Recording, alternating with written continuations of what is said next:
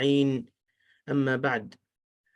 After beginning by praising, thanking and glorifying Allah subhanahu wa ta'ala, we send our salutations and peace upon the noble messenger Muhammadur Rasulullah sallallahu alayhi wasallam. We thank Allah subhanahu wa ta'ala for allowing us once again to join this class of the 40 hadith of Imam Nawawi. And bi'idhnillahi ta'ala, we will go through a couple of hadith once again today. We ask Allah subhanahu wa ta'ala's tawfiq that we can take some lessons from this hadith, or from these hadith I should say, and that we can apply them, put them into practice in our lives. We ask Allah subhanahu wa ta'ala to grant us the ability. Allahumma ameen. Thank you all of you that have joined us today, and let us start with the first hadith, hadith number 12. And the hadith talks about what does not concern a person. عن أبي هريرة رضي الله عنه قال قال رسول الله صلى الله عليه وسلم من حسن إسلام المرء تركه ما لا يعنيه رواه الترمذي وابن ماجه. It's a very short and concise narration. However, the lessons that we can learn are many. The translation is from the or on the authority of Abu Hurairah radiyallahu anhu. He says that Rasulullah sallallahu alaihi wasallam, the Messenger of Allah, peace be upon him, said that part of the perfection of one's Islam is his leaving alone that which does not concern him. And this hadith you will find in the books of Imam At-Tirmidhi and Imam Ibn Majah as well. The hadith talks about the perfection of a person's Islam, right? Islam is their religion, or Islam is their faith, their deen in general. Not talking about, that if a person doesn't do this, they're not a Muslim, but no, to perfect the Islam. So to go more in depth and to perfect your Islam is to leave alone that which does not concern.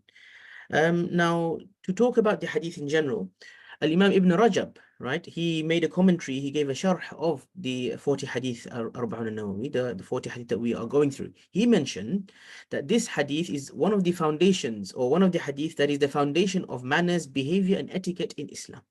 If you want to perfect your manners, if you want to make sure your behavior is up to the Islamic standard, if you want to maintain good Islamic etiquette, you have to know that this hadith is one of the hadith you must follow. So you must leave behind all that which does not concern you.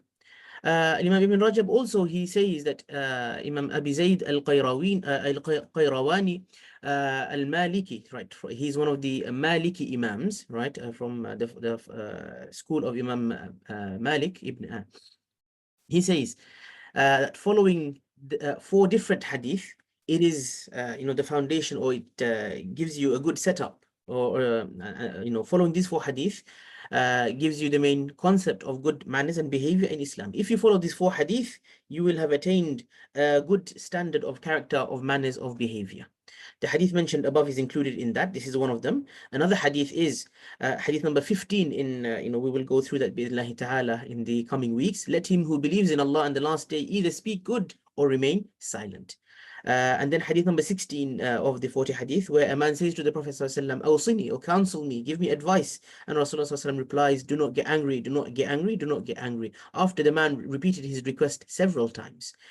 And the 4th hadith is hadith number 13, that none of you truly believes until he wishes for his brother what he wishes for himself. And bi'idhnillahi ta'ala, we will take that hadith today in the second portion of today's class, inshallah. So these 4 hadith, if you achieve or apply those 4 hadith in your life, then you will find that you have achieved good manners or good behavior, a good standard of etiquette, bi'idhnillahi ta'ala. Now, what is of no concern to you? Right, the hadith states that a believer should completely avoid things that do not concern you. So if it does not concern you, if it's nothing to do with you, leave it alone. Don't go near it, right? These are things that have no benefit in my life, nor in my hereafter. So if there is something that will benefit me today, right, I can see someone doing something that will harm me. So then I go and try to stop that. Or if I see that, okay, if I do this thing, I will be benefited, then I should go and do that. Now this applies to things in my life here now. right? What about my akhirah? If I see that somebody's calling me towards some good deeds, something that will reward me, some charity that if I do, I will be benefited, I should go and do that as well. And if I see someone tells me something that will prevent me from some sort of punishment in al-akhirah, in the afterlife, then of course I should stay away from that thing as well. So benefit in this life and also the hereafter, right?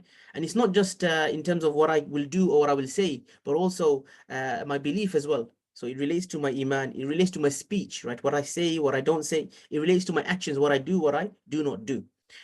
If we look at deeds and actions, right, then it also includes visiting places or going somewhere where I will be benefiting myself or others, or staying away from a place where I know I will not be benefiting people, or I will not be benefiting myself or others, a place where I'm going to just go and waste time and so on and so forth, right? So it also includes the places that I go, wherever I go, the people I'm with, and so on. If I know that being around certain people, I'll be able to benefit myself, I'll be able to benefit them, yes, be around those people. But if I find that I will not benefit them, I will not benefit at all, or I will rather harm or cause more harm, and there'll be more gossiping or listening to music and so on and so forth, I shouldn't be with those people in that case. So we find that much of the harm, or a lot of the harm that we find in society, it's due to people doing something or indulging in something that is not my business, right? Meddling in affairs of others where I have no right to meddle in that person's affairs, or responsibilities as well. Like I don't have a responsibility to do anything with that person. Rather, I go and I just jump in. I just want to make myself feel good, or I just want to be the one that's kind of saying something. Or I want to be the kind of spotlight. I want everything to be about me. Well, I'm not involved in that. Let them sort it out themselves, right? If I know that I can benefit them, right? This is my friend. I know that if I say something to him, he will be benefited, or I will be able to help him in some way, then yes, go.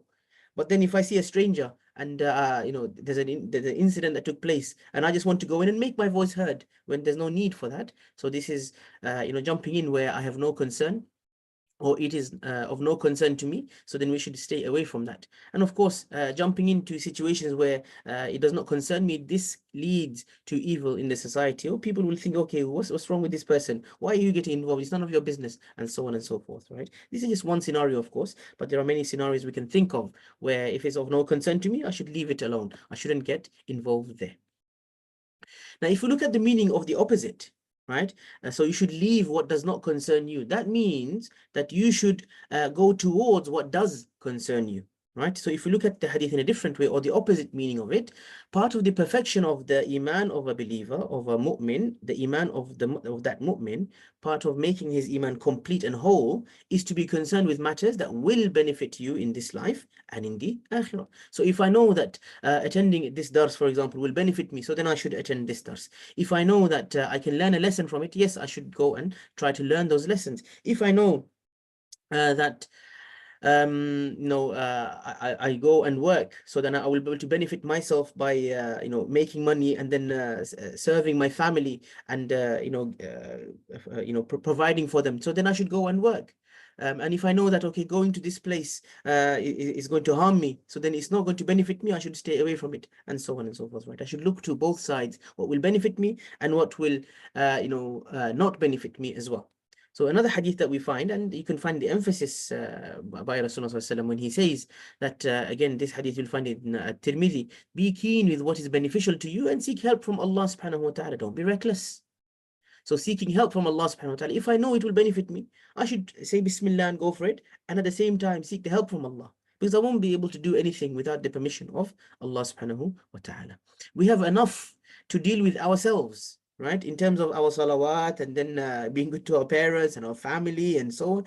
All of these things, if I get everything in my life together, I have enough to be concerned about, rather than going to look at the situation of others and the problems that others are facing and so on, and dealing with those. I have enough to deal with on my own plate.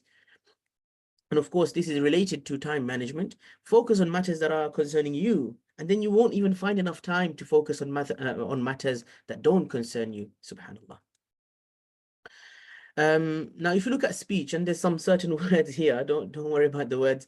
It's words that the more we talk, the more we might find that we are saying things that do not benefit us. So we should try to maintain, our speech, or maintain goodness in our speech. And we know Rasulullah sallallahu alaihi wasallam himself, he, had this characteristic of jawami'ul kalim. When he spoke, he would speak with few words, but they would convey great meaning. And this was the habit of the Prophet sallallahu alaihi wasallam. So even this hadith, the way it says, and look at how much we have to study to explain that, entire hadith. But the hadith is only, a few words. So we find also in the Quran, in Surah An-Nisa, Allah subhanahu wa ta'ala talks about this concept. And he says that, look, there is not much good in what you say, right? Speak less. He negates that there is a lot of good things in what you say. He says, no, there is not much good. If you keep talking, you find that the more you speak, the more likely you will be lying or backbiting or gossiping, and it could harden your heart and it could distract you from the remembrance of Allah. So Allah subhanahu wa ta'ala brings a direct correlation between sins and between excessive speech. If you keep talking, there will be some things that are beneficial, and you will say beneficial things. But then as you keep speaking and keep speaking and keep speaking, slowly, there's less and less and less benefit. So excessive speech, the more you speak, the more you will find that you can be falling into sin. And we ask Allah subhanahu wa ta'ala's protection and safety. So then, if we shouldn't be concerned with these things, what should we be concerned with? Of course, by the wajibat, our obligations, salah and zakah and hajj and sawm and so on and so forth, right? And then the mandub actions, right? The actions that we are supposed to do, recommended actions or the sunnah actions, performing as much as we can of that. And this relates to last week's hadith as well. Avoiding the forbidden, avoiding the haram. This is something that we should engage ourselves and be concerned with, right? If you're concerned with staying away from lying and backbiting and cheating and stealing and all of the haram actions, so then we won't be, have enough time to go into, things that do not concern us. And then, of course, avoiding the makruhat, the disliked actions as much as we can. And again, that relates back to last week's hadith, where we should stay away from the, makruh as much as, is possible. And then engaging in fard ayn, individual obligations. These are concerns of each and every single one of us, right? This is something that each and every single one of us must fulfill. For example, your own salawat. For example, being kind to your parents. For example, being good to the youngsters, and so on. And then also fard kifaya, community-wide obligations or collective obligations, fara'id or fard kifaya. Fard that if some people do, then it is lifted from the rest of everyone else in society. For example, the janazah prayer, right? If nobody does the janazah prayer, the entire community is held accountable for that. But if some people in the community fulfill it, then the rest of the people, they or the fard or the obligation is lifted from everyone else, in entirety. What about al-amru bil-ma'ruf wal-nahy 'anil munkar, enjoining good, calling others towards good, and nahy 'anil munkar, forbidding others or discouraging others from evil? This is something that we should concern ourselves with. If we see people are engaged in evil, we should say something to stop them. So this is something that does concern us, right? If we see someone not doing something they're supposed to be doing, for example, the salawat, then I should go and encourage them to go and do or perform their salawat. And this is something that I should concern myself with. Self-accountability and maintaining ihsan in everything that we do. Ihsan is to do everything to the best of my ability. Let me concern myself with this. If myself, my fard, for example, my salah is not perfect, let me go and perfect this first, save myself first, and then go and share with others. Come on, let's do this good, right? And self-accountability, knowing that, okay, maybe me, myself, I'm not perfect. Let me focus on myself first. And when I know that, okay, I have achieved this, then I will call others towards this as well. But when I know that, okay, I have some issue with that, or I'm not able to do it properly, yes, I can call others, but let me focus on myself and give priority to fixing my own or rectifying my own mistakes first. And then thinking of how to further improve the situation of the Muslims. And of course, how do we do that? Through dialogue, through learning, through ilm, and through encouraging others towards learning and towards ilm as well, right? The situation of the Muslims, if we look at the Muslim society now, right? Do we see that we are on the ascendancy, that we are, the highest rank in everything that everyone does? Not just in ibadah, not just in practicing our Islam. Yes, when you look at people who practice their faiths, you might say, okay, the Muslims, they practice their faith the most out of all the other religions out there. You might say that, okay, fine. So in terms of practicing, the Muslims have a higher percentage of people that practice Islam, okay, or practice their religion. But then when you look at everything else, right? When you look at economics, when you look at politics, when you look at everything, are the Muslims the best in all of that? No, right? And we can take questions about this better, later, inshallah. But for now, think about this. Yeah, are Muslims really the best in terms of even in terms of medicine, right? Who is the one, or who are the people? Which universities or which institutions are producing, outstanding research in medicine, for example, nowadays? What about engineering? What about law? What about everything? Look at every single field.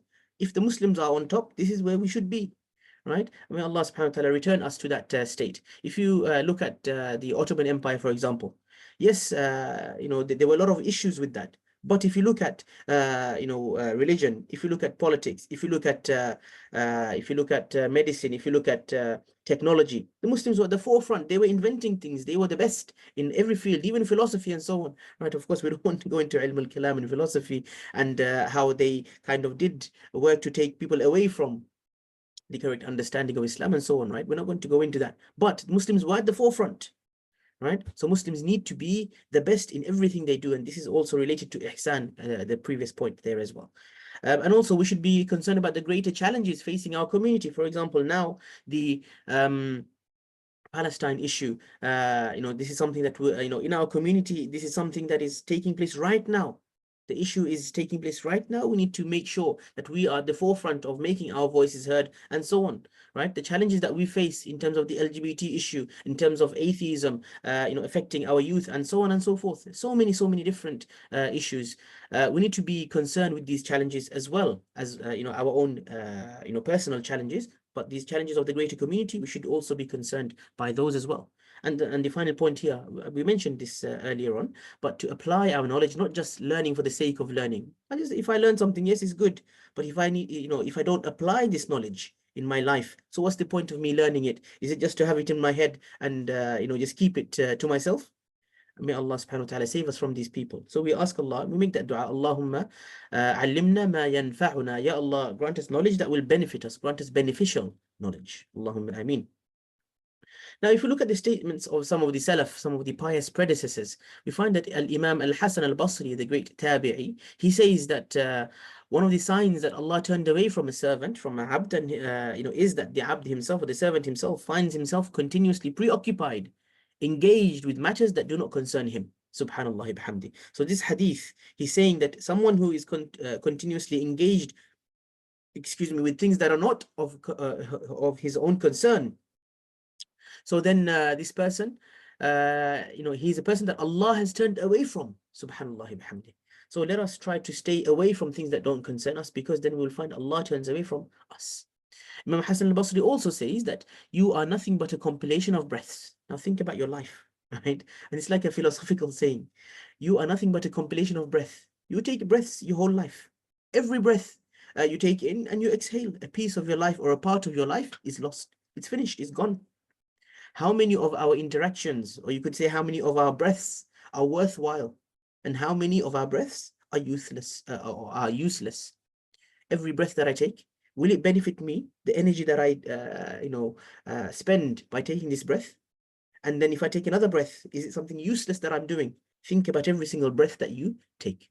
Most of the discussions, this is what Allah subhanahu wa ta'ala says, that most of their discussions do not contain any good, except the one who enjoins charity or goodness or peacemaking, islah among the people. This is the saying of Allah subhanahu wa ta'ala in Surah An-Nisa. Imam Al-Ghazali, he tells us that disregarding prioritization of good deeds, this itself is a bad deed. Subhanallah. So if I forget about prioritizing my good deeds, I just do whatever I want my whole day, right? This in itself is a bad deed, he says. Subhanallah. So one of the good deeds that I can do, to start my day is to prioritize my good deeds. One of the good deeds that I can do is to prioritize what good deeds I'm going to do today. So in the morning, I say to myself, okay, today I need to do my salawat on time. I need to go and attend this class. I need to go and do this. I'm going to go then and help my parents. I'm going to go then and go to work so I can provide for my family, and so on and so forth. To set out your day, set out the good things that I'm going to do, to plan ahead or prioritize the good deeds, in my life. And we find that Al-Imam Ibn al-Arabi, who is a great faqih or a jurist of the Maliki madhab, he tells us that a person is not able to take care of all the necessary matters, right? I have so many things I need to do in my day, and I can't take care of every single thing. So if I can't even take care of everything that I need to do, why am I then going to get involved in unnecessary matters that don't concern me, right? So if I can't even do everything I need to do myself, so then don't get involved in things that don't even concern me. Subhanallah bihamdi. So these are, amazing sayings from some of the Salaf. We find also that Luqman, and if you believe he's the prophet, you can say alayhi salam as well. But Luqman, one of the righteous people mentioned in the Quran, he says, and he was surrounded by his followers. They asked him that, didn't you used to be the slave of this person and that person? Didn't you used to be a shepherd for that person and that person? So if you were like that in that position where it's not considered the, kind of creme de la creme or the leaders of the society, how did you become like you are, like a pious person or like, someone of such high status? Right? How did you become so respectful in your position amongst the people? And Luqman, he replies, he says that I did this through truthful speech and long silence upon which does not concern me. There were things that don't concern me. I didn't talk about it. When someone asked me about this and that, I said, I don't really know. I'm not, in this situation, or it doesn't, it's not something that I have knowledge about. It just, I didn't know about it. So I didn't tell them anything about that. So I spoke the truth and I stayed silent about which does not concern me. So these are lessons for all of us to learn. We ask Allah's tawfiq. So some action points or some benefits that we can take from this hadith are that there are matters of concern for the Muslims, right?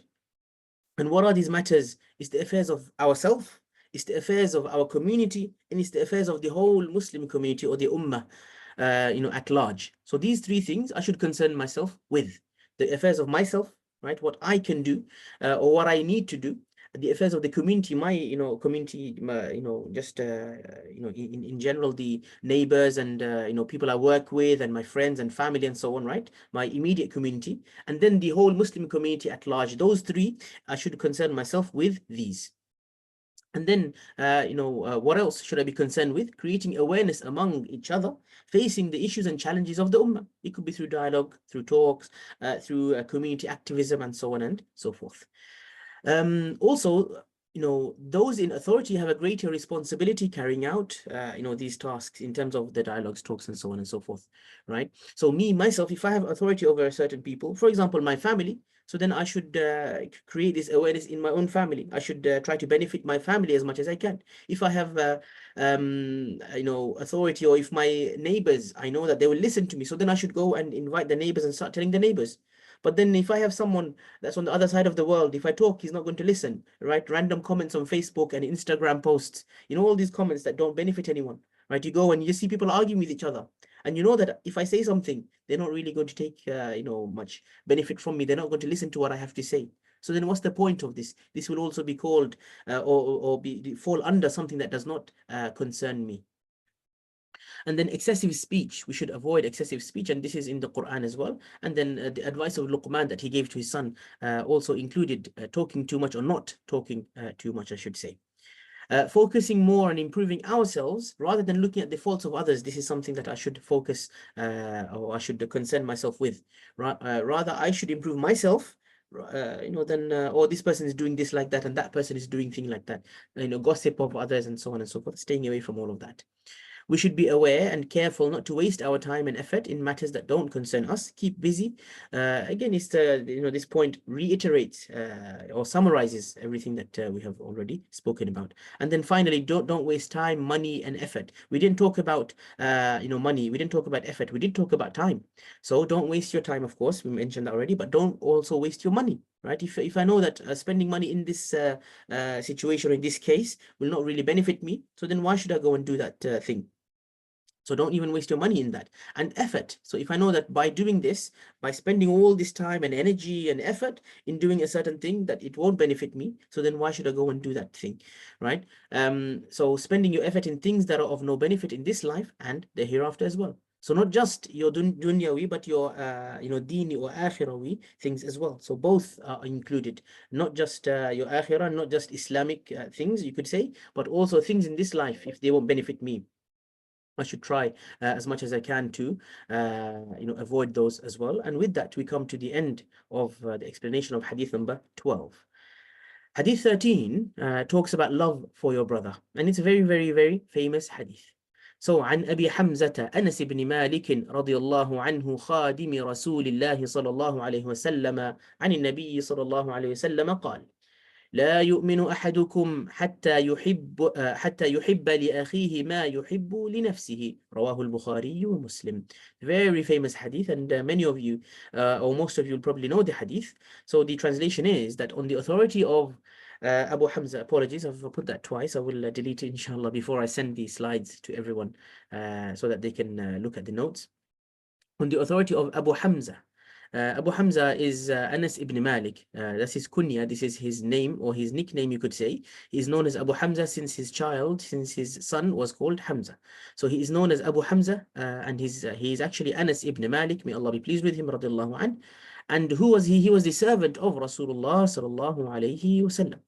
And he said that the Prophet sallallahu alayhi wasallam said, none of you will believe, or you could add truly believe, until you love for your brother what you love for yourself. And of course, it doesn't just refer to brother, but also sister. This means brother or sister in Islam. This hadith is one of the cornerstones or one of the foundations of brotherhood in Islam. And this hadith, you will find it's narrated by Al-Imam Bukhari and Imam Muslim in their Sahihs. To introduce this hadith, we find that many scholars have said that this hadith is equivalent to 1/3, and some said it's equivalent to 1/4 of the deen of the religion, subhanallah, signifying how important this hadith is. In the Muslims of Imam Ahmad, Rasulullah said, and this is another hadith, that the servant does not reach the reality of faith until he loves for others what he loves for himself. So this hadith is said again with different or slightly different wording.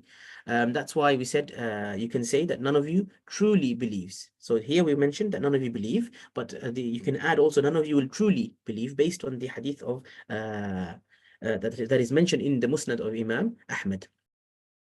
In Sahih Muslim, Abdullah ibn Amr ibn al-As radiallahu anhu says that the Messenger or the Prophet sallallahu alaihi wasallam said, whoever wishes to be delivered from the fire, saved from the fire, and enter the garden, which is referring to Jannah, they should die with faith in Allah, with Iman, belief in Allah and the last day, and should treat the people as they wish to be treated, by the people. Someone has raised their hand. If you can, inshallah, if you have a question, just put it in the comments, inshallah, and towards the end I will answer those questions, and if it's related to something immediately, then of course I will answer that right now. Jazakumullahu khairan. So Prophet ﷺ says that if you want to be saved from the fire, saved from Jahannam, and enter Jannah, you should die with Iman in Allah and the last day. So Iman must be there, and then you should treat people as you wish to be treated by them. Subhanallah. So however you wish to be treated, you should also treat people like that as well. And these three hadith, all of them together, this hadith and the hadith of from the Musnad of Imam Ahmad and the hadith of Sahih Muslim that we just mentioned, those three together, they carry similar meanings. To love for other Muslims what we love for ourselves. And we said it is a very significant principle of Muslims' behavior with each other or brotherhood in general. A true Islamic community can be built, or when it is built upon love, upon compassion for everyone, each and everyone, for one another, then you will find that this is the foundation, or this will be a solid foundation for the Muslim ummah or the Muslim community. So each member should care for each other, help one another, treat others as they wish to be treated themselves. If I wish I should be treated in a certain way, people should not cheat me and so on, I will not cheat others. If I wish that people don't lie to me, I will not lie to others. If I wish that everyone treats me with respect, I will respect others, so on and so forth. Men and women, brothers and sisters, everyone together. Bi'idhnillahi ta'ala. Now, the Muslim community, what is the Muslim community? The Muslim community contains no barriers amongst a race, right? A black and a brown and a white and everyone, all races, they have no barriers amongst each other. Everyone is the same. In the eyes of Allah subhanahu wa ta'ala, we find in Surah Al-Hujurat, what Allah subhanahu wa ta'ala mentions, And then we also find the last khutbah, the last sermon, the farewell sermon, khutbatul wada' of Prophet ﷺ, where he mentions that all of you are the same. There is no la fadla li arabiyyin ala a'jami. An Arab is not better than a foreigner, a non-Arab.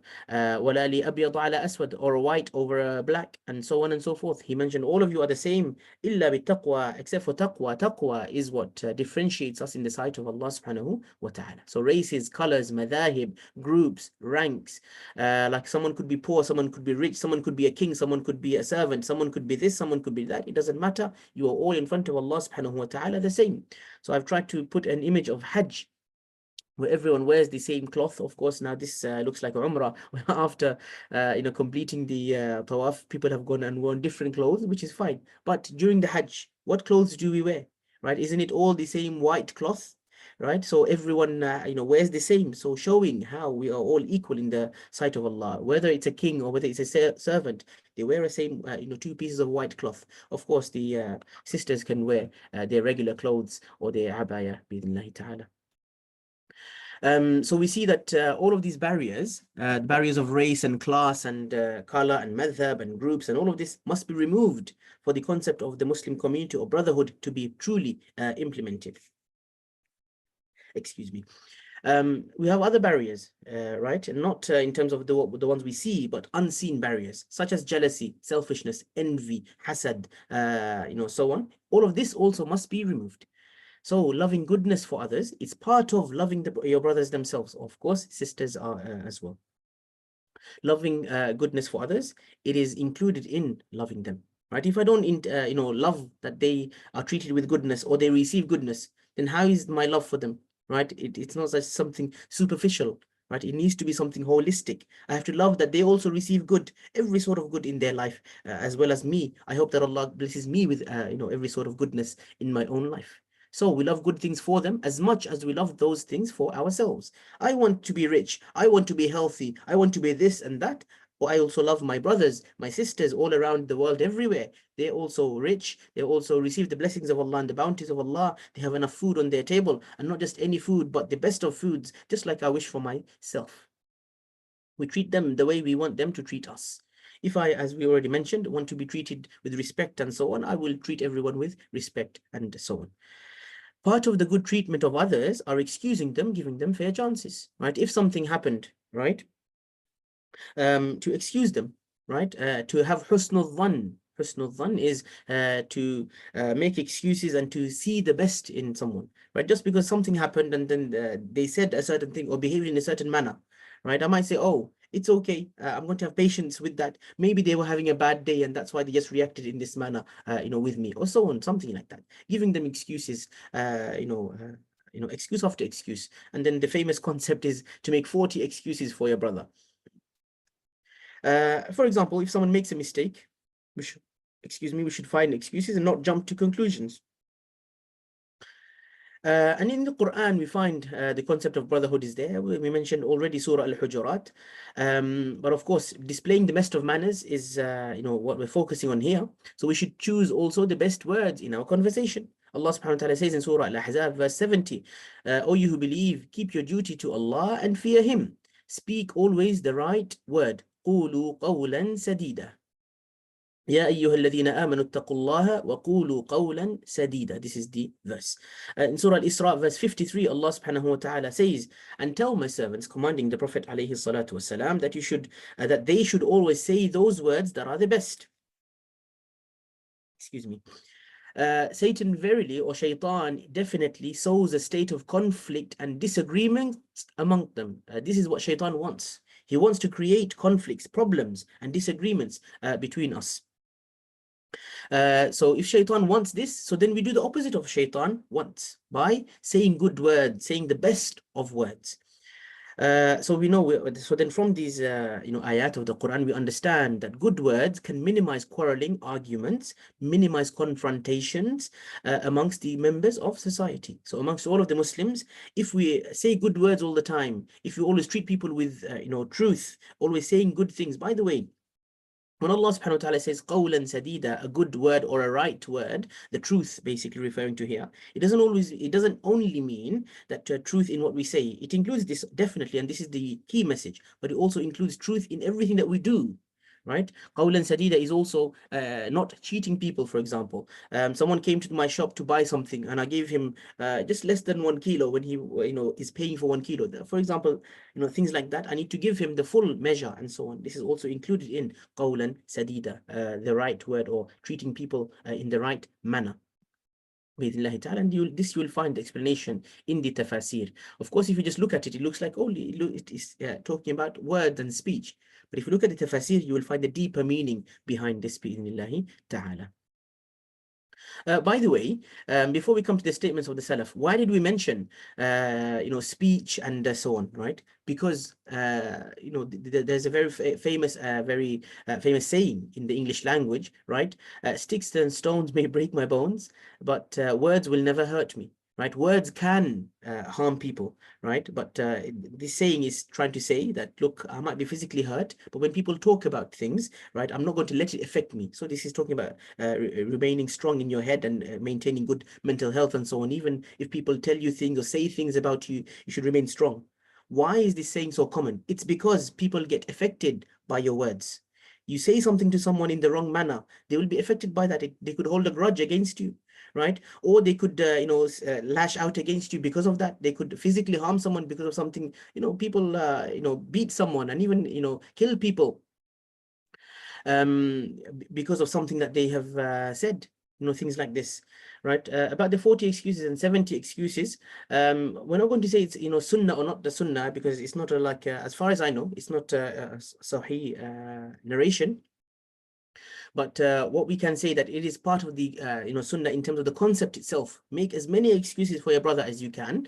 Whether it's 40 excuses, whether it's 70 excuses, just keep making excuses for your brother, for your sister, so that you don't think the bad or think bad thoughts of them. I hope that you explained that question, inshallah. Now, the statements of the Salaf, what have the Salaf said about this hadith? Al-Fudayl ibn Iyad, may Allah be pleased with him, he said that, look, I'm going to give you a concept that this hadith tells us about something, right? That love for your brother what you love for yourself, but I'm going to give you something even more than this, right? He said that we should not only wish others to be like us, but we should wish for them to be better than us, subhanAllah. Some people might come and say, oh, Rasulullah SAW didn't say that. Why are you making Islam hard or difficult or something? No, but he's saying, look, this is not wajib, this is not compulsory for us to do. But if you do that, right, you always train yourself to try and wish better for others. Look, I have this much. I wish that my brothers have more than me. My sisters have more than me. And my character is in this manner. It is good as much as I can, maintain. But I wish that everyone else has much more than that, better character. So if you do this consciously, so then unconsciously, when the time comes, I'm not really thinking about something, automatically I'm going to do something good. I'm going to hope best for them, subhanallah. Anyone that has to break for salah or anything like that, la bats, you can go for whichever need or haja that you have, and then the recordings will be available inshallah on YouTube, so you can catch up with the lessons bi'idhnillahi ta'ala. Jazakumullah khair for your comment. And then the next statement that I brought here, Imam Ibn Rajab, he says that we should wish other Muslims to be better than us in worshipping and in manners. But at the same time, we should wish for ourselves to be better than what we are, the position that we are in now. So he took the statement of Fudayl ibn Iyad and he kind of built upon that statement. So yes, we should wish for others to be better in terms of their ibadat, in terms of their akhlaq. And of course, we can also extrapolate from this in terms of their worldly things as well. If someone has something in their life, we wish that they have much better than that. And Allah blesses them and so on. If they have 2 children, we ask Allah to grant them more children. And if they have some children, we ask Allah subhanahu wa ta'ala to make them worshippers of Allah and good Muslims and so on and so forth, right? If they have some wealth, we ask them or we ask Allah subhanahu wa ta'ala to grant them more wealth and so on, right? But at the same time, we also make dua for ourselves and we try our best and we put our effort into bettering ourselves. And of course, this relates to the previous hadith where we concern ourselves with what, or we prioritize what concerns us and not just, jumping into things that don't concern us. Now, so it is also not good enough just to wish something good for other Muslims. At the same time, we're deficient. We're not striving to be better Muslims. So we're taking this explanation of the statement of Imam Ibn Rajab. So if we are deficient, it's not just enough to just say, okay, I can't do this, but let me just wish others will be better. No, I need to better myself and strive for that. Do my best. And if I can't, of course, this is, not in my tawfiq that I wasn't able to do that, but I have to strive and try. If I try and cannot achieve, this is up to Allah subhanahu wa ta'ala, whether He gives me tawfiq or not, whether He grants me or not, right?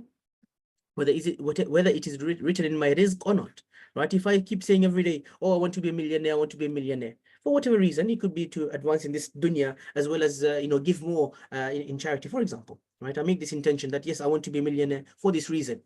So I will try my best for this. If I can achieve it, alhamdulillah rabbil alameen. If I cannot, but I'm still trying, so then it's not written in my qadr to achieve it now. Maybe I will later, maybe I will not. And if I don't, then that could be my test, that Allah is testing me in this manner. It is not from goodness that we have attained that we also love, it is from goodness, sorry, that we have attained, that we also love for others, that other Muslims have this.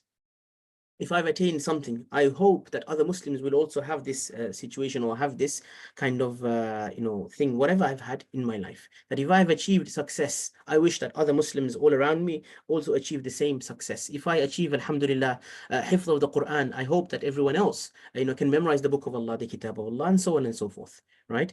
It is not fair to other Muslims that we wish for them to attain the same deficiency that we have in ourselves. For example, I have certain weakness in a certain thing that I was not able to do this. So then I shouldn't have this hope or this wish. And this is, of course, jealousy or hasad, right? That, okay, if I can't achieve this, then nobody else should be able to achieve it as well. Subhanallah. So that kind of jealousy is not from the good manners of a Muslim. And of course, it rather causes harm to others. Hasad is one of the most destructive of feelings or qualities that a Muslim can have or can achieve. We ask Allah subhanahu wa ta'ala safety from having hasad and from hasad al-hasideen, from the hasad or the jealousy of those who have hasad in themselves. Allahumma ameen.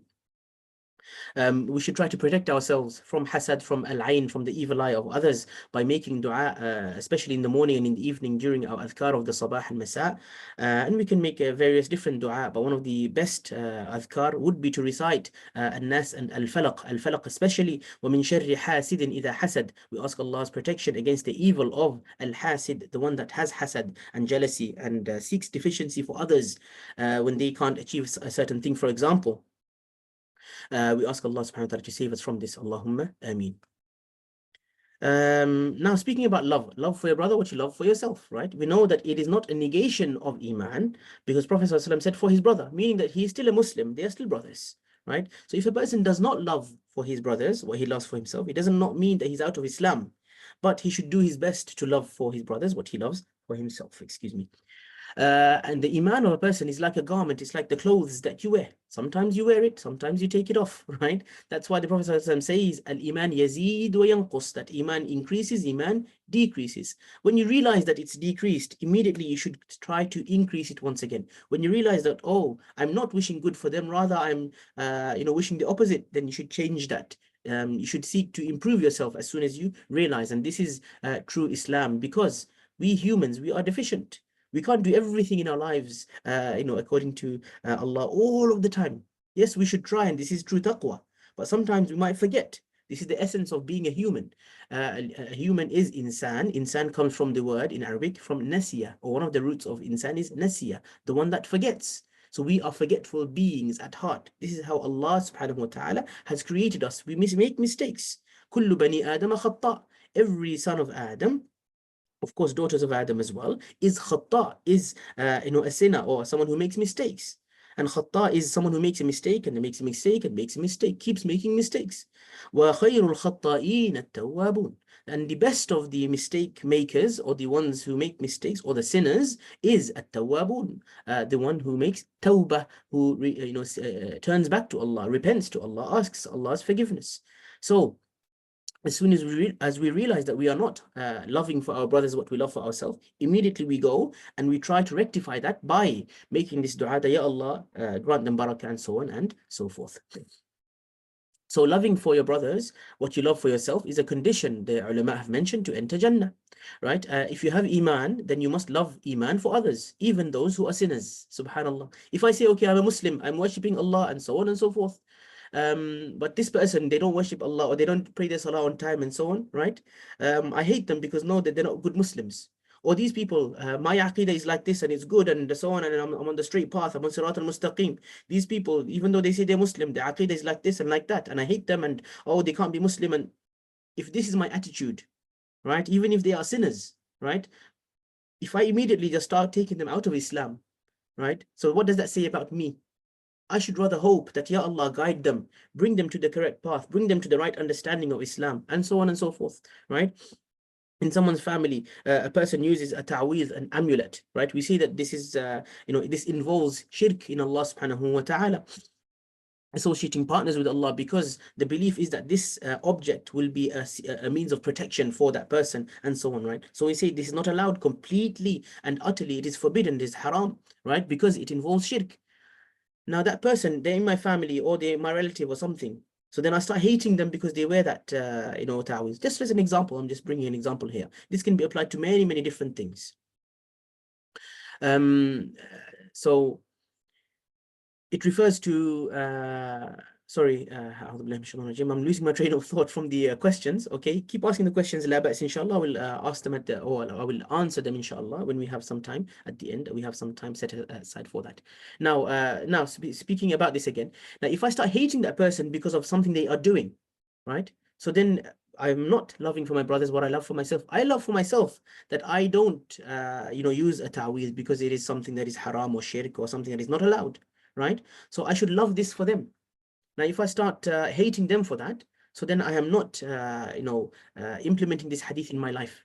Rather, I should say, advise them, yes, don't do this. It is not good. This is the evidence from the Quran, from the Sunnah, and so on and so forth, right? And I should love them. I should try and deal with them with mercy and kindness to try and prevent them or stop them from using these things, or to take them away from this sin. So this is how I should deal with them, inshallah. If you have Iman, then you must love Iman for others, even those that are sinners. This is the point that we just discussed. And of course, this love can only be attained if we remove envy, hasad, or hatred, baghda, from our hearts. Because shaitan, his job or his what he wants to do, إنما يريد الشيطان أن يوقع بينكم العداوة والبغضاء. He wants hatred and enmity to be established in you. This is what shaitan likes. Yes, of course, competition can bring jealousy, but we should try to seek healthy competition, right? That, okay, this person, they have memorized more from, for example, I'm competing to memorize the Quran, and I've started Surah Al-Baqarah, and I memorized 5 pages this week, and my friend, they came and they memorized 6 pages. So in this case, we say that, I should compete with them, but remove jealousy. Like, okay, they memorized more. I shouldn't hate them for that. Rather, I should say, Alhamdulillah, Allahumma barik lak. Right, Allah, may Allah bless you for that, but then I need to try my best to become better than them. This is called competition and trying to avoid hasad. We're trying to remove this envy from our heart. And this is healthy to compete in good deeds, because Allah subhanahu wa ta'ala says, وَسَارِعُوا, right? He says, to compete in good deeds. Yes, so this is from Islam and from Iman, and to improve your Iman and increase your Iman, to try and compete with that, right? If I have a negative feeling towards someone doing better than me, this is how I understand that, I'm jealous of someone. And how do I remove that jealousy? By first of all, making a dua for them. And secondly, striving to be better than them and asking Allah for tawfiq, to make us better and better, and to ask Allah also to make them better. Even if I see already they have more than me, or they have much better qualities than me, then to understand that if I make a dua for them, that, Ya Allah, make them even better than they are now. They're already better than me, but this is from Allah. Allah gave it to them. Ya Allah, give them more and also give me more, to be like them or to be even better than them. So this is, how, or one of the ways we can cure this hasad, or this feeling of envy or jealousy. Envy is jealousy. Why? Because it is like saying, if a person comes and says this statement, right, that's what envy means. That, Ya Allah, I disagree with your decree for that person. The qadr that Allah has written for that person, I did disagree with this because you give them good thing. Think about it. Think about it. You're saying that I disagree that Allah gave them something good. This is what hasad is. This is what envy is, jealousy. That, Ya Allah, you gave them good, and they shouldn't have this, Ya Allah. I should have it instead. That's what hasad is. How do I change that? How do I cure that from my heart? How do I remove it from my heart? Ya Allah, you gave them so much good. Alhamdulillah Rabbil Alameen. This is from the praise of Allah. It is amazing that you gave them so good, so much. But Ya Allah, your goodness, your stores, your whatever you have is so much more than this. If you wanted, you can give me so much more. Ya Allah, give me. And when you give me, Ya Allah, give them as well so much. This is how I can remove, bi'idhnillahi ta'ala, hasad from my heart. I see someone with a new car. Bismillah, mashallah, is the first thing I say. I say, La hawla wa la quwwata illa billah. May Allah protect you, my dear brother, my dear sister, my dear uncle, my dear nephew, my dear auntie, whoever it is. Right? Even my own, brothers. And by the way, hasad is one of the greatest things that destroys family themselves. Brother and brother, sister and sister, parent and child, child and parent. Hasad is one of the greatest things that destroys, family relationships. Let's be very, very careful of this. Right? Rather, we should say that, okay, Allah gave you, my dear brother, my dear sister, auntie, uncle, whoever it may be. Allah, Allah gave you.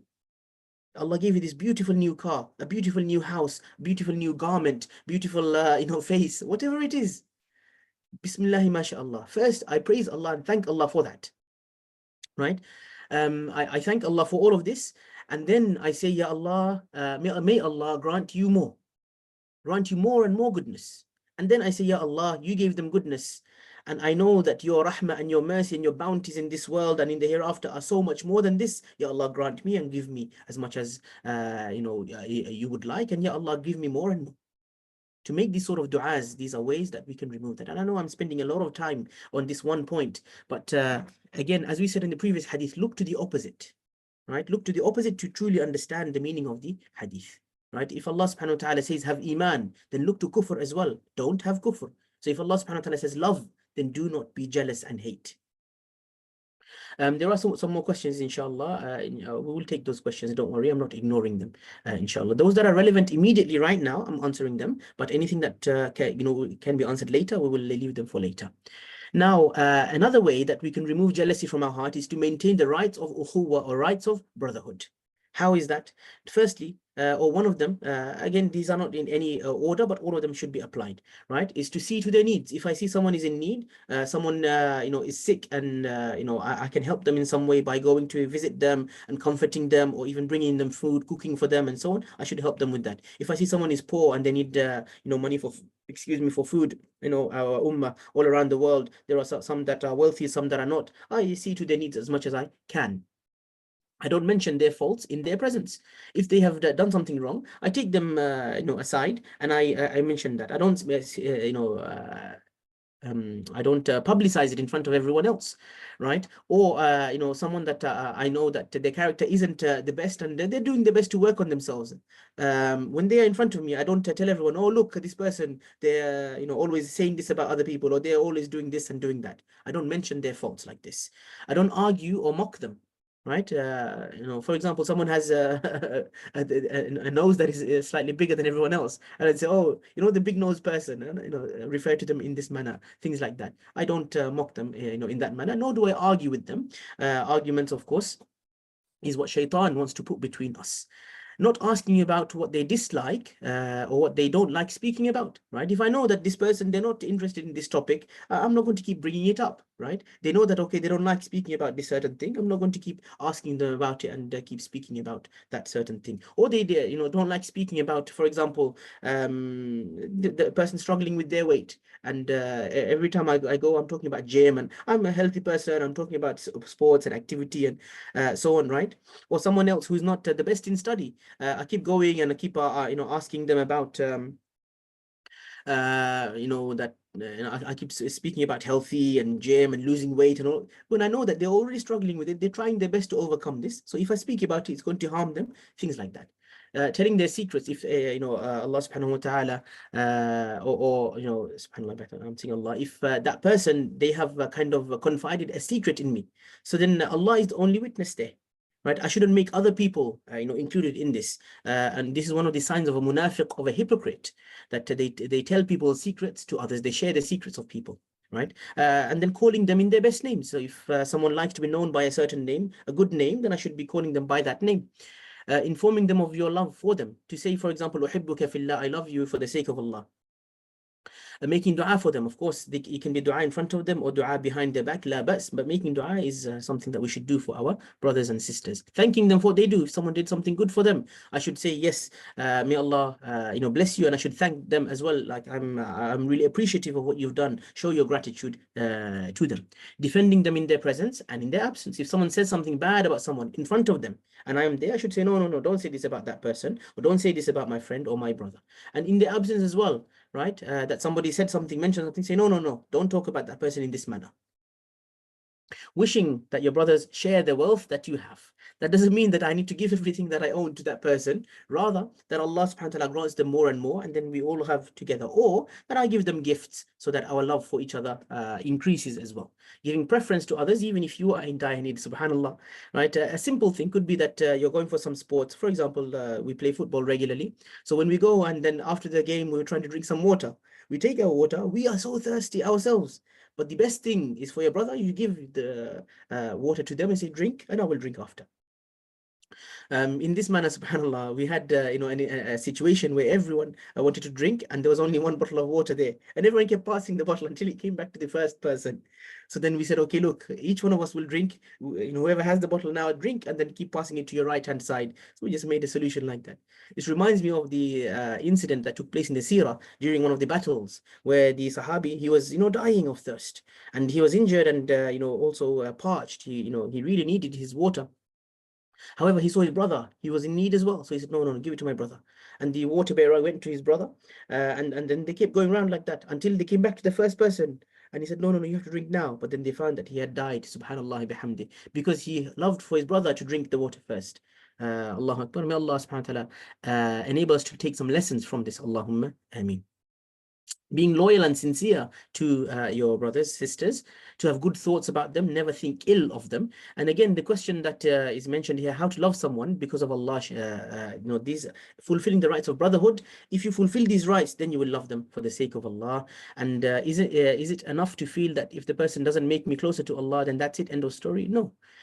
We should seek all of these points for that person. Even if they don't seek to make you closer to Allah, or they don't help you to be closer to Allah, you should wish that they are like this, or they become better, right? This is called brotherhood, or this is inshallah what we are talking about, to love for them what you love for yourself. If you yourself want to get closer to Allah, you should hope that they want to get closer to Allah, and you should help each other with this. وَتَعَاوَنُوا عَلَى الْبِرِّ وَالتَّقْوَى. Help one another towards towards obedience of Allah, and taqwa, consciousness of Allah, awareness of Allah, fear of Allah.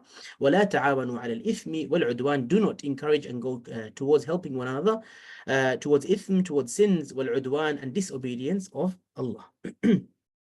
To conclude here, to humble yourselves in front of your brother or your sister, right? Not to like boast and say, oh, I have this, I have that, I have so much and you have nothing. No, rather to make them feel that, oh, they can level with you, they can be, the same as you, or they can gain more than you as well. To be humble in front of them, be easygoing. If I keep, in front of my brother, in front of my sister, I keep, maintaining like strict boundaries and always like have strictness with everyone and harshness. So this is not the way a Muslim is. And then not asking them for things that may cause even a small difficulty for them, right? If I know that, okay, even if I ask him for a small amount of money, he's not very wealthy, so it will cause him some issue. So I shouldn't even ask him for that. I should ask him, maybe, okay, he has a bit more free time. I'll ask him to volunteer his time instead and help me with this instead of asking him for money, for example, right? Or if I know someone, has a back problem and they can't walk properly, so then I might say to them, okay, you're wealthy, mashallah, donate from your charity, instead of saying, okay, come and we're going to do this hard work and we're going to carry all of these things and take them to for charity. I might ask them to do something that's easier for them rather than something that will cause difficulty for them. Now, benefits that we can take, all of the previous slide is included in this, by the way. So that's why I've kind of shortened this one. But this hadith, it can be practiced at any level, at any time, with any Muslim. Subhanallah. At any level, meaning, right, it's not just with my Islam and my Iman and with my belief but also with my deeds and my actions, and with also my dunyawi things and my akhirawi things as well, right? Things of the dunya, matters of the akhirah, matters of knowledge, matters of wealth, matters of everything that we do, food and clothing, all of that, at any time. Right? It doesn't have to be always during specific times. Like on Eid, I see people wearing good, so I should hope for them to have good. No, at every single time as well. And with any Muslim, right? If I see my Muslim, brother, then it should be the same for my Muslim sister. If I see someone who is rich, it should be the same for the one that is poor. If I see the old, it should be the, love for also those that are young. Everyone, bi'idhnillahi ta'ala. It can be practiced in different manners. For example, advising, right? If I see someone is doing something bad, loving for them to have goodness that I have understood, it could be also telling them, advising them. It could be giving charity. It could be enjoining in goodness, forbidding evil. We've mentioned all of these things. And then maintaining the rights of our brothers and sisters, as mentioned right here, and that's the summary. Of course, you will get the PDF, inshallah, and you can have a look in your own time, bi-idhnillahi ta'ala. We end with this. We ask Allah subhanahu wa ta'ala to bless us with and through the words of the Quran that we have found, and then also through the hadith of Rasulullah sallallahu alayhi wasallam that we have discussed today, the 2 hadith. We could of course learn so many other hadith, and we will do in due course, but let me go through some of these questions, bi-idhnillahi ta'ala. May Allah subhanahu wa ta'ala bless each and every single one of you. Allahumma ameen. A lawyer, how is a lawyer as a profession, especially for a female in Islam? They have to talk a lot as a professional. We need lawyers, right? So whether they are male or female, if they maintain Islamic boundaries, their hijab, and they maintain modest clothing and dress, and then they speak also modestly, then there is no harm in being a lawyer. We need lawyers that are male, we need lawyers that are female, right? We need both, right? Bi-idhnillahi ta'ala, as long as they maintain the Islamic rules and regulations, there is no harm in this. Bi-idhnillahi ta'ala, as far as I can tell, and Allah knows best. I joined the course before the first session. I lost chat history.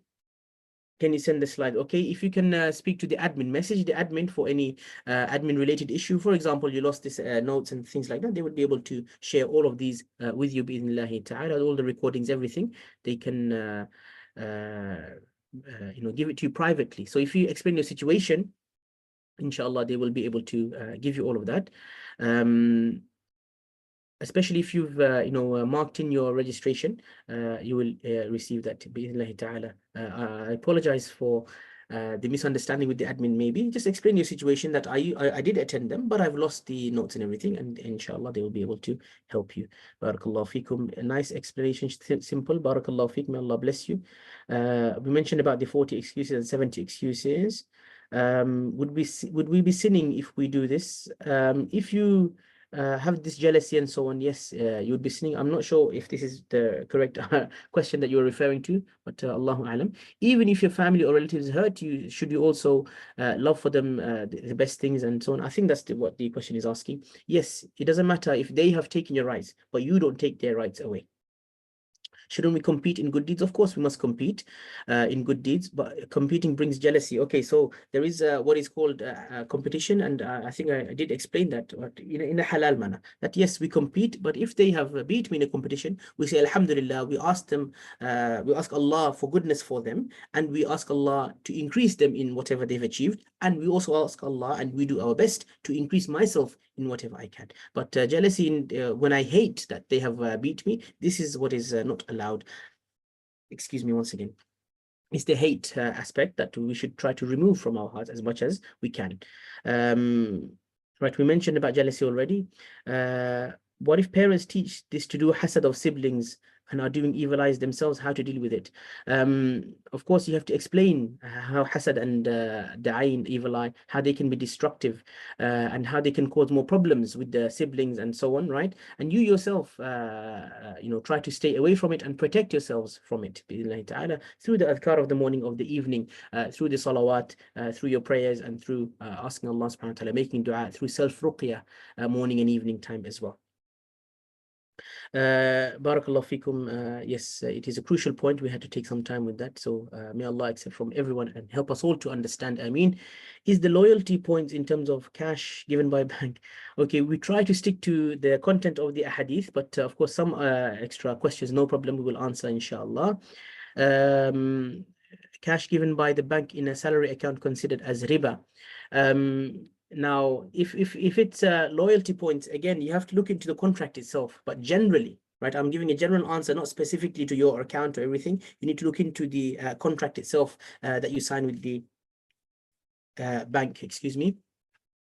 But a loyalty point, for example, right? I own a bank, and I have made a kind of contract that, okay, if you stay with my bank, the more you transactions you have with my bank account or with my bank, the more money you spend, right? I will give you a certain amount of reward because I am earning money through your transactions. So I will give you some reward for staying with my bank and not going to a competitor's bank.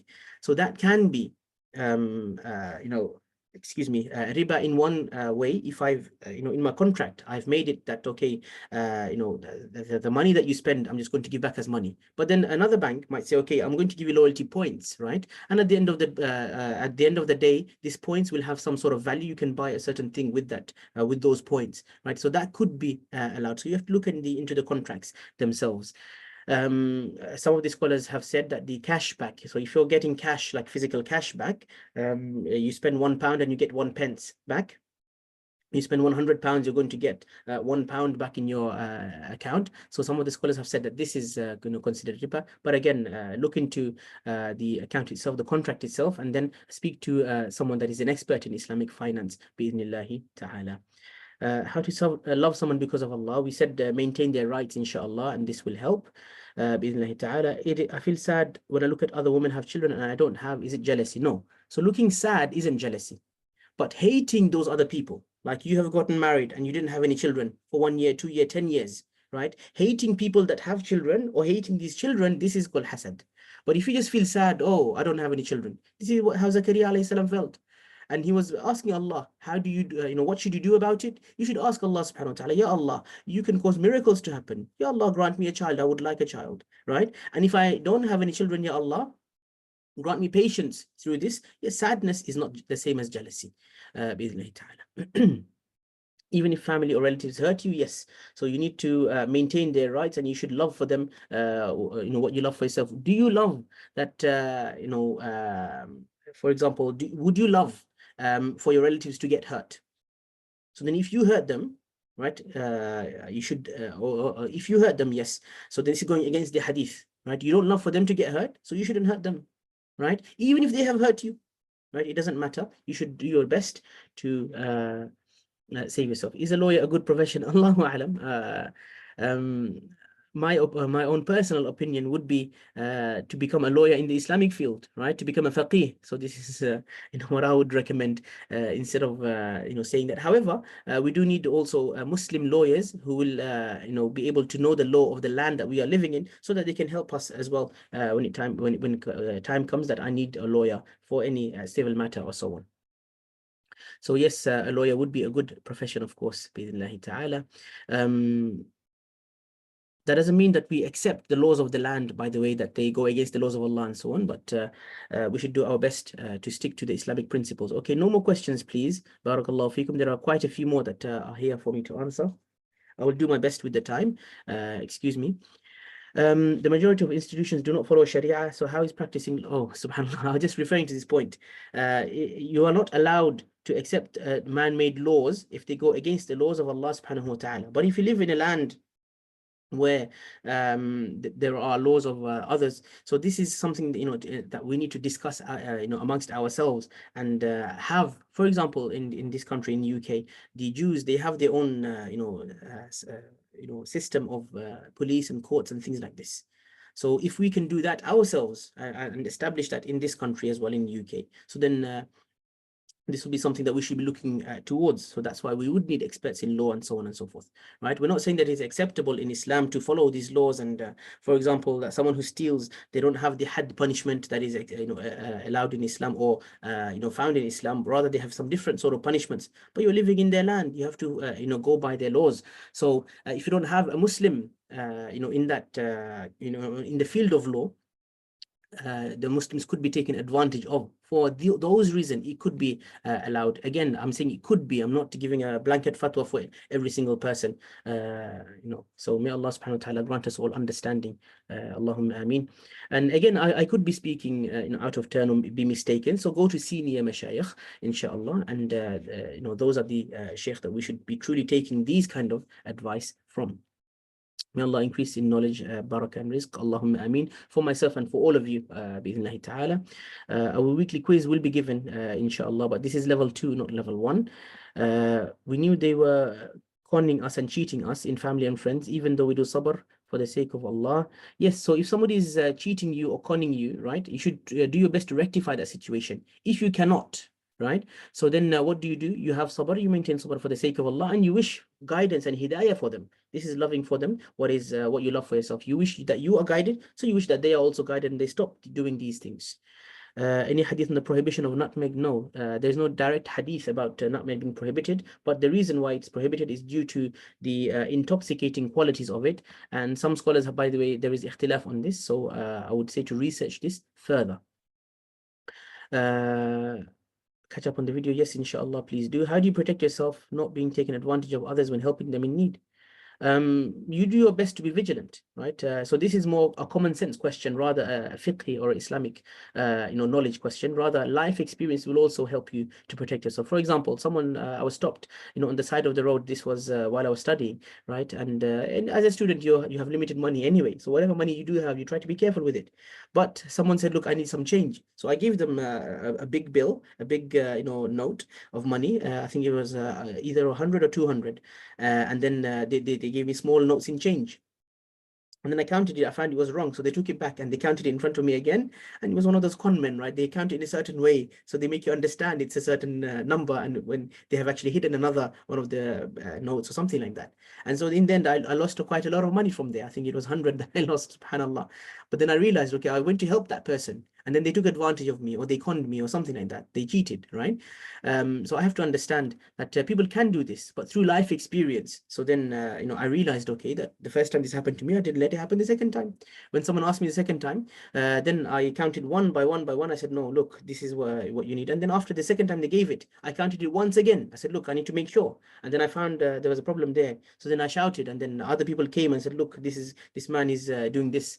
And then everyone helped with this. So then you have to just be aware. Life experience and your own kind of intuition needs to play a part in that. You can't just say, oh, I'm going to help someone and I'll do everything they say. No, you have to also be aware of your own common sense and use common sense in this situation.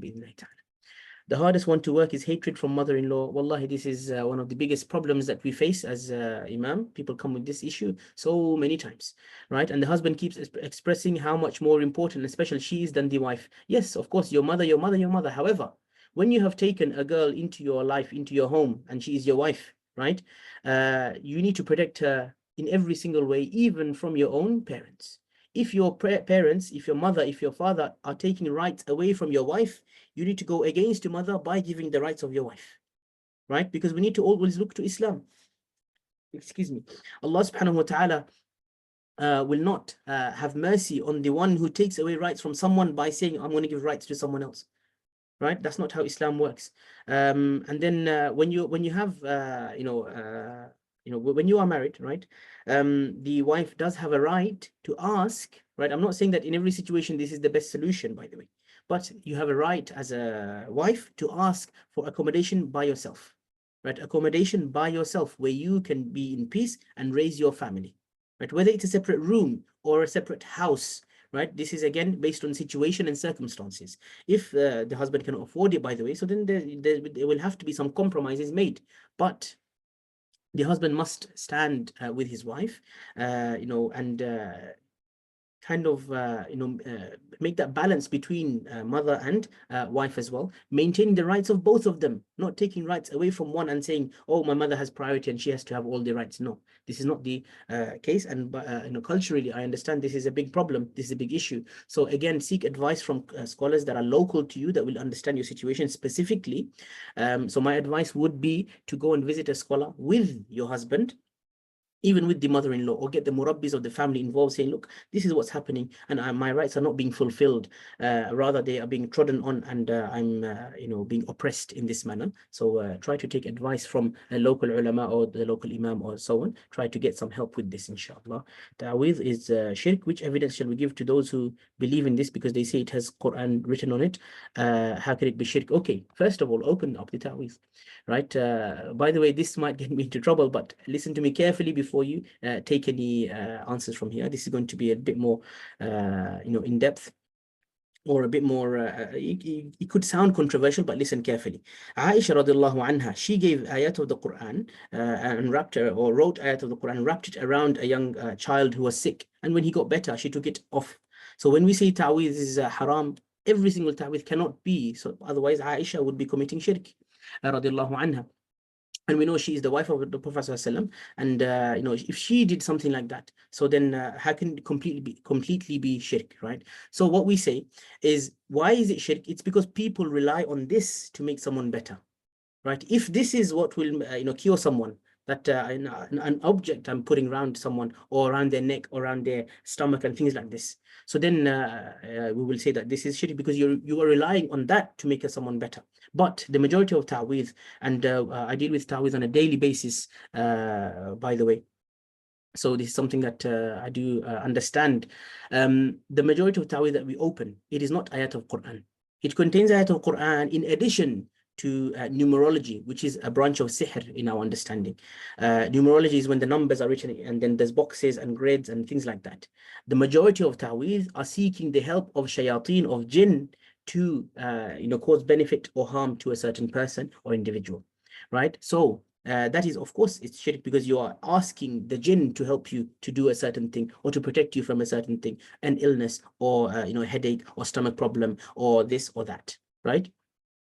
So be very, very careful when you speak about that. You can go on YouTube and you can type in why is ta'weez haram, and you will find many evidences.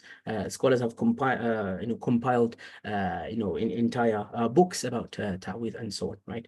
The ayat of Quran can also be shirk. Even getting the Quran itself, or the Mus'haf, right? I have a translation here. So getting this and saying this will protect me against whatever evil, this can be also shirk. Because how can this protect me? No, what will protect me? Allah subhanahu wa ta'ala said that the ayat of the Quran can be a protection. Yes, right? Allah subhanahu wa ta'ala, he talks about protection. Prophet ﷺ said Ayatul Kursi will be a protection for that person. That doesn't mean if I write Ayatul Kursi on a metal plate and I put it around my neck, next to my heart, that this will be protection for me. No, that's not what it means. It means that the ayat of Allah subhanahu wa ta'ala are powerful and they are a form of protection. So let me recite the ayat of Allah, rather than this piece of cloth, or this piece of paper, or this metal bracelet, or this metal necklace is the thing that will protect me. If I take it off, I won't be protected anymore. That's not what it means. Ask Allah's protection from the Quran, rather than just keeping the object that will protect you. The object does not protect, right? Allah is the one that protects. If I drink water that has been recited on, right? I recite Surah Fatiha, Ayatul Kursi, and the 3 quls or the 4 quls on a bottle of water, had a blow in it. Prophet ﷺ did something like that, and he gave it to the Sahaba. He said, okay, take a bath with this, a shower with this, and you will be cured from whatever you're going through. But if I believe that the water is what will cure me, so then this can become shirk as well, because I'm saying that this has the power of cure. Rather, I say that the words of Allah contains a cure, as Allah said, وَنُنَزِّلُ مِنَ الْقُرْآنِ مَا هُوَ شِفَاءٌ. So the Quran itself has pure, not the object that you're using. What becomes shirk is when I say the object is what will make someone better, or will cure someone, or something like that, or will protect someone and help someone, right? I hope I could explain that. Again, my explanation might have some further questions that need to be answered, but this is a bit more detailed topic than we can cover in this class, inshallah. And it's not, of course, the topic of the class. So I hope I answered it sufficiently, but look to YouTube, inshallah. You will find some some of the scholars, they have more detailed answers there. All the answers are in the Quran, yes, of course. Reflect on the children of Adam, Habil and Qabil, about the hasad, jealousy. Yes, definitely. That is, of course, true. What if I accept the decree of Allah with the loss of my baby, but I'm feeling depressed? Does that mean I don't accept Allah's will? No, so depression doesn't mean that you accept that you don't accept the will of Allah. What you have to do sadness and sorrow comes along with any loss in life, right? But depression, or sorry, not accepting the will of Allah means that, oh, it should not have happened to me. Why did Allah let it happen to me? This is not accepting. Well, if you say that, oh, it happened to me and I'm sad because of it, there is no harm in that. However, you might need some sort of counseling, or even, maintain ruqya yourself, and things like this, to kind of take yourself out of this situation, because good mental health is something that is key to maintaining good level of iman as well. Barakallah feekum wa feekum barakallah. My daughter-in-law does not cook daily. They eat outside, which is not healthy. I always share my food with my grandchild, but not with her parents, because they are always something on the TV. I didn't understand that fully. Is it maybe they are watching the TV completely and continuously, so on, right? You should try and prevent them, or try and advise them against that, and advise them to eat healthy and so on, right? But not sharing with the parents because of something else they do, this could be a reason why they, maybe, they might find a reason to resent you because of this, to hate you because of this, that, oh, they only look after the grandchildren and not us, things like that. So even if they do something wrong, still maintain good adab with them, good character with them, and love for them. Maybe through this good manners and good character, they will return to good conduct. We ask Allah subhanahu wa ta'ala for tawfiq. I know it's a tough situation as well. But cooking daily, maybe even have, if you're living in the same house, maybe have, okay, one day this way you'll be cooking and one day I'll be cooking, and have something like that. So there's turns, if you have the strength and ability as well. But if you are elderly, then of course this is something that might not be expected from that situation. Try to get, if it's your daughter-in-law, so your son, try to get him to understand that, yes, his wife also has responsibilities as well, and each one of you maintain your own roles and responsibilities, bi'idhnillahi ta'ala. Who has to give qurbani? It is better for the one who has the nisab of zakat to give their qurbani, bi'idhnillahi ta'ala. If mother is alive but senile, how can the children share her properties, boys and girls? No, they don't receive the properties until the mother passes away. But if they want to share them out now while she's still alive, it shouldn't be done. But if they have to for whatever reason, so it should be according to the inheritance as well, unless she has already written a will during the time when she had her sense, by the way. If you want level 1, inshallah, speak to the admins, message one of the admins, bi'idhnillahi ta'ala. Can you pray for me? I'm in worry. May Allah subhanahu wa ta'ala remove your hum and your hazan, your worries and your griefs. Allahumma ameen. And grant you goodness in the dunya and the akhirah. Allahumma ameen. Is it okay to cut off with a friend that betrayed you and even hurt your marriage, then still be very angry with you? If they have caused and are still causing you issues like that, you can cut off for them or from them to the degree that you need to, for this situation. If you find that they are continuously harming you, so then of course, if you continue to be with them or speak with them, then there will be more and more arguments and anger and so on, right? Rather leave them alone and make dua for them, inshallah, dua for hidayah and so on. What does Islam say about kinship ties? If in-laws or husband don't want you to have a relationship with your siblings, la yajuz, that this is not allowed. You don't obey your husband in something that Allah subhanahu wa ta'ala commanded you. Allah commanded you to have a good relationship with your family members, blood relatives especially. If you need to break those ties and obey your husband, you don't obey the husband or the in-laws, and you maintain the good relationship with your siblings. What Allah said comes first. It's not who comes first in this situation, it's what Allah said. So Allah said you need to maintain good relationship with your husband and your in-laws, obviously his family, also with your blood relatives. So you need to maintain that balance, how Allah subhanahu wa ta'ala wants you to, not how people want you to. Okay, it doesn't matter if it's husband or in-law or mother, or it doesn't matter. It's what Allah said. You look to that as a guideline. My son doesn't sleep in the night. When you ask him, he said, nothing. Allahu alam.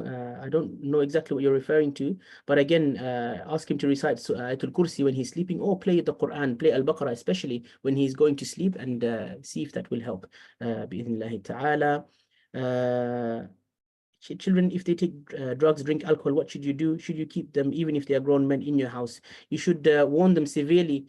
Allahu alam. Again, this there's two ways you can go about it. One is completely remove them from your house, because now they are men, they are responsible for their own self, and you kind of cut them off completely. However, we find that is better, probably, Allahu alam, and this is my opinion, but I'm taking it from the Quran. I will explain how, the people who commit crimes, right? You can keep them, even if they're own children, keep them in your house, because through time and through your love for them and through your care for them, they might come back to Islam and they might come back. How? Look at the story of Yusuf alayhi salam. The sons of Yaqub, the brothers of Yusuf, they took him away, right? They threw him in the well, right? They wanted to even kill him. Subhanallah. And premeditated it was. And then they obviously got rid of him. And then also Binyamin as well. They took him and they couldn't get him back, right? So two of their brothers, they lost. Still, Yaqub alayhi salam kept them next to him with him. He didn't throw them away or boycott them or completely get rid of them. So maybe it is better to keep them with you, so you can keep an eye on them, at least that they have some sort of, or they can see some sort of Islam still. Because if they're by themselves, maybe they will go straight away from Islam completely. Maybe they will go to atheism and so on. All of these things, there's a possibility. At least in your house, maybe they will, stick to Islam, or they will still be able to see, okay, my mother, my father, they are Muslim, and so on. They will at least have that role model. Allahu alam, Allah knows the best. Make dua for your health. May Allah subhanahu wa ta'ala grant shifa to each and every single person that is suffering. Allahumma rabban nas adhhib al-ba's ishfi wa anta shafi la shifaa illa shifaa'uk shifaa'an la yughadiru saqama. Allahumma ashfi mardana wa marda al-muslimin. Allahumma ameen. Someone stole a huge amount of money. They're not apologizing. I tried to sabr, but I cannot forgive them. You don't have to forgive, by the way, if someone has taken your rights away from you. It is better to forgive, because then Allah will forgive you. But what can you do on the Yawm al-Qiyamah? You can ask Allah to judge, and you can ask Allah to give you your right back. So this is something that you can hope in, that Allah will give me my rights. Allah will not neglect me on Yawm al-Qiyamah. Allahumma ameen. May Allah accept. Allahumma ameen. There's many comments about barakah and reward and thawab and so on. So may Allah subhanahu wa ta'ala accept everyone. What about fear? Always be fear this will happen or that will happen. This is from shaitan as well. You can stick with fasta'inu bis sabri was salah, the ayah from the Quran. Allah says sabr and salah, patience and prayer is something that you should lean on, or you should take comfort in. And then of course I will also definitely recommend a ruqya, the ruqya treatment for this bi'idhnillahi ta'ala. There's ruqya on YouTube. Type in ruqya for fear and anxiety and things like this, and you will find ruqya for anxiety, depression, things like that. This could help you bi'idhnillahi ta'ala. It could be the effect of the shayateen, effect the waswas of shayateen that are affecting people, that can make someone fearful at all times, have panic attacks and so on and so forth. Every person in a household over nisab has to give qurbani. You should, okay? However, if the male head gives it, Alhamdulillah Rabbil Alameen. But nowadays, most people have wealth. So if everyone can give it, it's better for them. They will get reward. But if the male gives it, the head of the house, for example, grandfather, or for example, the father of the children, then they can say, for example, my name is Abdullah. So when I do the qurbani, I will say, Hada min Abdullah wa min Ali Abdullah. As Muhammad SAW taught us, that he said that this is from Muhammad and the al of Muhammad, the family of Muhammad, and he gave it himself. Someone put a YouTube link here. I don't know what that is for. Barakallah fikum. It could be for the 40 hadith level 1. If parents say to break a relationship with a certain sibling, so follow Allah. Yes, of course, you need to follow Allah subhanahu wa ta'ala. Maintain the ties of the siblings and don't listen to your parents. Of course, you need to strike that balance as well. And this is the final question, bi'idhnillahi ta'ala. And then ask the parents as well, what's the reason for this? If this reason is according to the Sharia, then you may be able to follow your parents. But if there is no Shari'i reason for that, even if they have harmed you, even if that person is a killer, you should still maintain a certain relationship with them. For example, giving them salam, making dua for them for hidayah, and so on and so forth, right? And if they're a Muslim, to make dua for guidance and forgiveness and so on, right? This is their rights. But for example, someone that continuously takes drugs, for example, someone mentioned above, right? To maintain the relationship with them in terms of, oh, I'm going to always go and give them money and so on, and they're going to keep buying more drugs. This is something that would not be allowed. Okay, so there's a level of relationship that you can kind of work towards. And I ask Allah subhanahu wa ta'ala that I was able to answer the questions correctly. If I did, then this is from Allah. And if I was not able to answer anything correctly, made any mistakes, then I ask Allah's forgiveness, because it is from me and from shaitan. أقول قولي هذا سبحانك اللهم وبحمدك نشهد أن لا إله إلا أنت نستغفرك ونتوب إليك والسلام عليكم ورحمة الله وبركاته. See you next week بإذن الله تعالى.